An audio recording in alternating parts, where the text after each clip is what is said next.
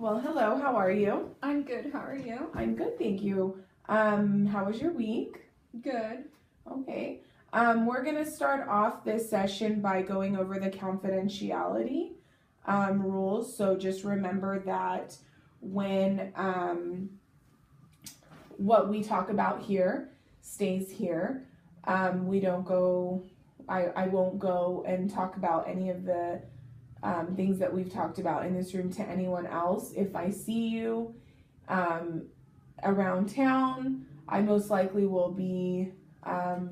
make it seem like I don't know you as part of that confidentiality, unless you feel that you would like to introduce me to whomever you're with, or you'd like to acknowledge me.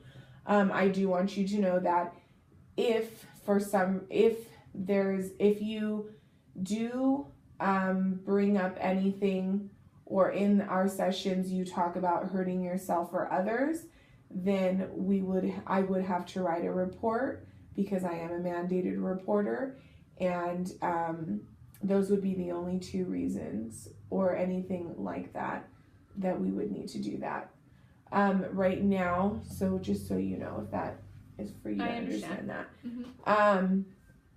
Right now we're going to go over a consent form.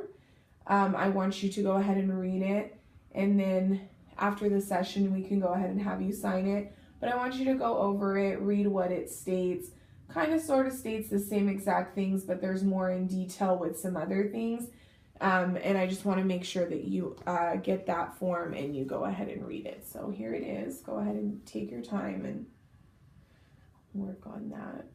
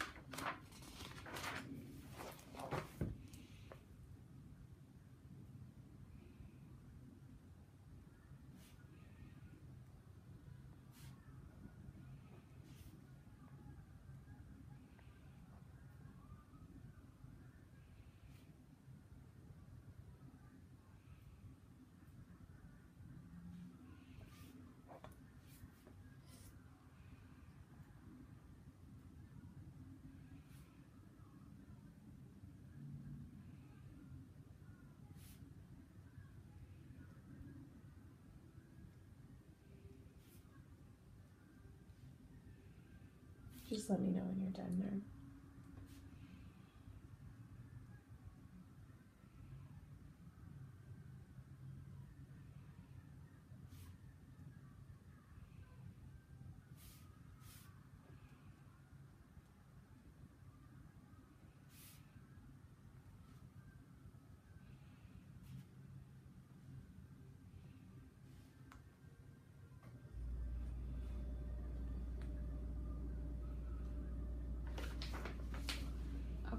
Okay, so we'll get that after we're done.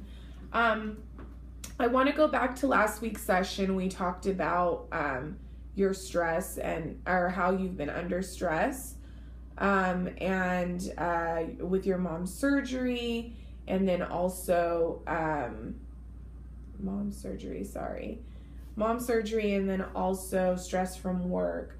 So I just wanted to see from 1 week to the next how mom's doing. So how is mom doing? Is she doing better? She's doing really good, and her pathology report came back on a positive note. Her cancer is a type where it can come back, so that's still kind of worrying all of us, but we'll know more when we go see her oncologist next week.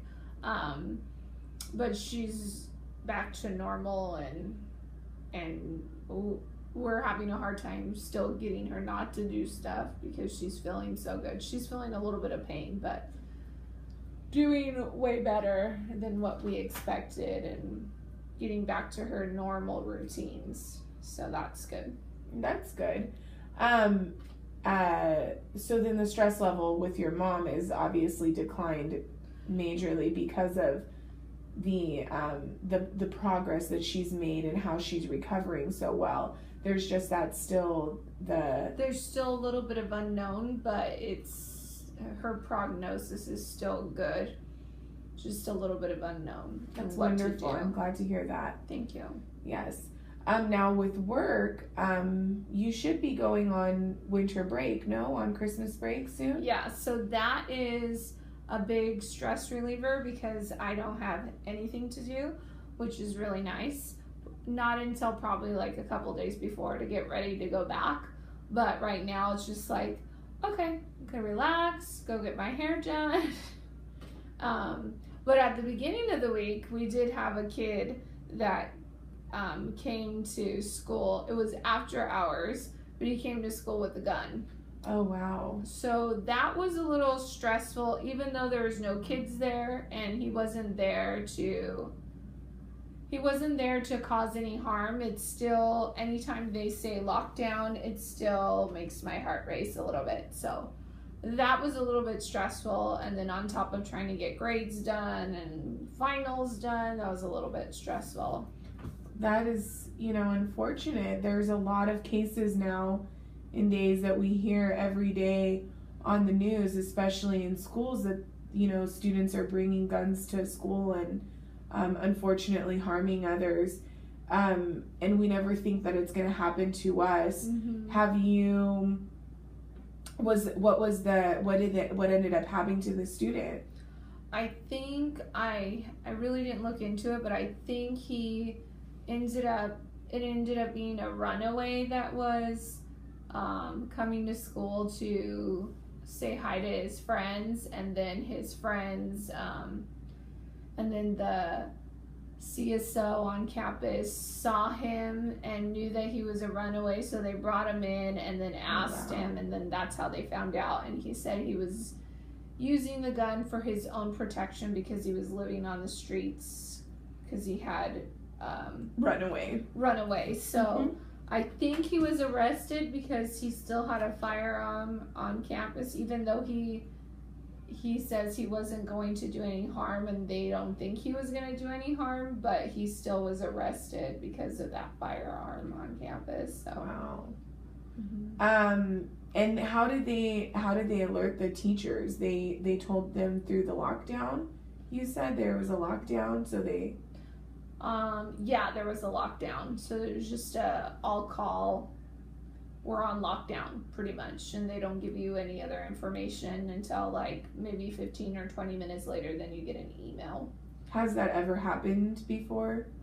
Several times. Not with, but they don't tell you what it is. So you're in a 15-20 minute period where you don't know if it's a shooter on campus. You don't know if it's just somebody that robbed somewhere around there and they just put it on lockdown for just to be on the safe side, or you don't know if they put you on lockdown because there's somebody on campus that's going to do harm. They don't really tell you. They just say you're on lockdown, so you have to you pretty much are starting to, well, I start to think the worst, and my students sometimes think I'm crazy because I'm covering windows and stuff, but I don't know what's happening. So do you have a way, since you've been working, how long did you say you were a teacher now? 12 years. So since you've been a teacher for 12 years now, and unfortunately these things have been happening probably for close to 12 years, where it's become, I think the first one was Columbine, and I was in college my freshman year, so it's probably like 16 years. So you've because it's unfortunately, I don't want to say the word popular, but it's become copycat big time. Yes.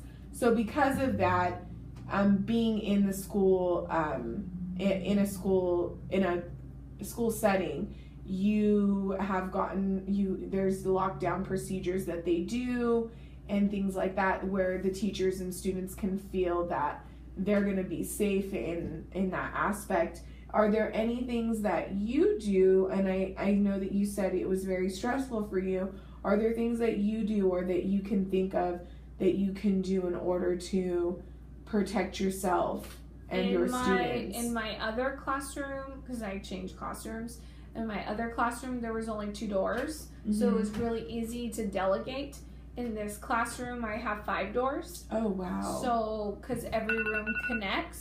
Mm-hmm. Every room connects. So I have 5 different doors that some of the doors open to my room but lock the other way, or some of them lock coming into my room but open the other way. So that's more stressful because I don't have keys to some of them, so I can't lock every single door. Oh, wow. So I can lock the 2 going outside. Those are always locked, and I have like a little magnet that I stick. So all I have to just say is one of those kids to take the magnet out. But there's a whole bunch of unknowns and too many doors to get to where I haven't, and because it's kids are always changing classes, it's not like the same kids where I'll change their seats. It's not like I can delegate, okay, you're closer to this door. I mean, I could try and tell them, but it doesn't happen very often where they're drilled to do it, unless you did like a drill every week, and that's kind of a little bit too much to scare them. It would also scare them. Yes, you're right. Yeah, so put more fear into them. I don't want to do that. I did joke around that I would hand them all acid and they could throw it at the person as they came in. Well, I wasn't joking though, I was being honest, but I unfortunately don't have the acid cabinet in the storeroom like I did in the other classroom. That was honestly every single teacher I think created their own little plan, and that was our plan. Get them all in the storeroom, open up the acid cabinets, hand them all acid, and then if somebody comes in, throw the acid straight at their eyes so they couldn't see. So that would give it, yes, they could still shoot or whatever, but they're not going to be able to see you, so you're going to be able to escape more easily, and some people might get hurt, but not as many, but the kids think it's one of the options. I mean, that's a drastic option, and it's in the case some kids think it's unrealistic, but if you're in a situation that way, then you're not gonna, I don't know though. I feel like if I get in one of those situations, I'm just gonna freeze up and not be able to do stuff. I don't know if I would be that heroic teacher that would be able to like save all the children, save all of them. I don't know. I think I'm just too nervous of a person that if something like that were to happen, I think that's why my stress level increases when something like that happens, because I try to do everything. I'll even put tables in front of those doors to keep those doors at least something in front of them so they wouldn't be able to get in. Yes. But then at the same time, that's also a way to exit. So, well, let's do this. Let's write some things down. In that situation, we can write down what are the things that stress you out about something like that happening, if that were to occur. What are your options at the time? And how can you maybe control your stresses so that you are able to stay calm during that situation. So maybe, I spelled calm wrong, excuse me. So let's go ahead and look at that and maybe write down some things. So what stresses you out, or what are your fears? The obvious fears are, something happening to you. What are your stresses, fears that could happen to you during a lockdown or a shooting, maybe with the kids with you or without? And do you have any options? And maybe you want to keep something like this. Do you want me to just do stresses and then we talk about options, or we can? Okay. And maybe we can also, you can also keep some of these things maybe somewhere where, just so you have a little reminder of, okay, what can I do? Or maybe just talk about